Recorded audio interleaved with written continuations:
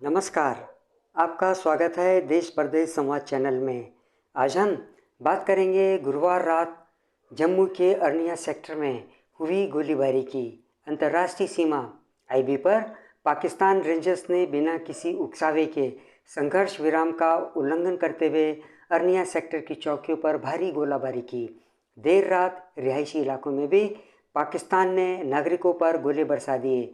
BSF ने पाकिस्तानियों को मुंहतोड़ जवाब दिया है।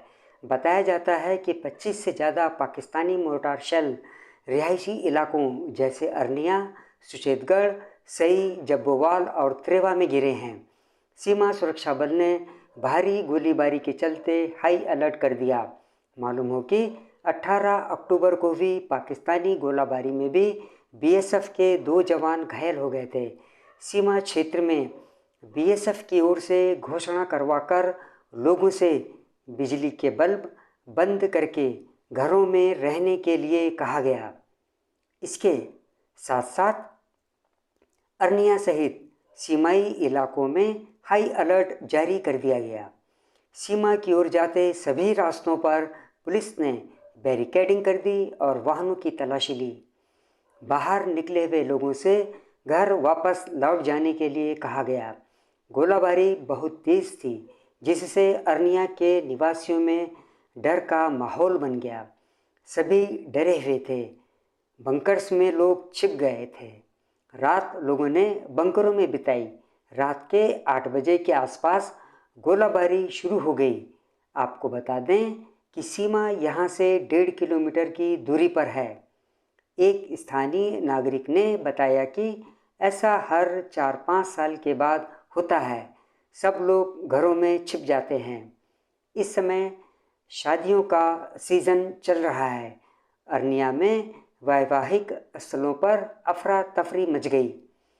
भारी गोलाबारी देख शादी समारोहों में शामिल होने आए मेहमानों में भय व्याप्त हो गया और देखा गया कि बहुत सारे लोग बीच में ही समारोह छोड़कर अपने घरों की ओर रवाना हो गए। शुक्रवार 27 अक्टूबर को बीएसएफ ने कहा कि पाकिस्तान रेंजर्स की ओर से की गई गोलीबारी करीब 7 घंटे तक जारी रही। अपने आधिकारिक बयान में बीएसएफ ने कहा कि पाकिस्तान रेंजर्स ने मोर्टार दागे और भारी मशीन गन का इस्तेमाल किया, जिससे 2 लोग घायल हो गए। गोलाबारी में बीएसएफ के कांस्टेबल बसवराज को दोनों हाथों में मामूली चोट आई। अरनिया की स्थानीय निवासी रजनी देवी को भी मामूली चोट आई। बीएसएफ ने कहा कि सुरक्षा बल स्थिति के आकलन के लिए घटनाक्रमों पर करीब से निगरानी रख रहा है और सीमा पर एवं वहां के नागरिकों की सुरक्षा एवं रक्षा सुनिश्चित करने के लिए आवश्यकता अनुसार कदम उठा रहा है। बीएसएफ ने बताया कि बिना किसी उकसावे के गोलीबारी शुरू होने के बाद बीएसएफ जवानों ने जवाबी कार्रवाई की और बाद में पाक रेंजर ने अरनिया से सटी उसकी सीमा चौकियों को निशाना बनाने के लिए गोलीबारी तेज कर दी, जिसके बाद इन क्षेत्रों में उसकी अग्रिम चौकियों से जवाबी कार्रवाई की गई। बीएसएफ ने बताया कि गुरुवार रात लगभग 9:15 बजे पाकिस्तान रेंजर ने सीमा चौकियों और नागरिक इलाकों को निशाना बनाकर मोर्टार से गोले दागने शुरू कर दिए। कुछ गोले अरनिया शहर में गिरे, जिससे एक नागरिक मामूली रूप से घायल हो गया। बयान में कहा गया, गुरुवार रात करीब 10:40 पर पाकिस्तान रेंजर ने भारी मशीन गन से गोलीबारी की और हमारी चौकियों को निशाना बनाया। रात करीब 1 बजे रेंजर ने फिर से गोलीबारी की और बीएसएफ चौकियों को निशाना बनाया, जिसके बाद जवाबी कार्रवाई की गई। बीएसएफ ने आगे कहा कि गोलीबारी देर रात 2:45 बजे तक जारी रही। बीएसएफ के अनुसार घायल जवान की हालत स्थिर है, जबकि जान माल की क्षति का आकलन किया जा रहा है।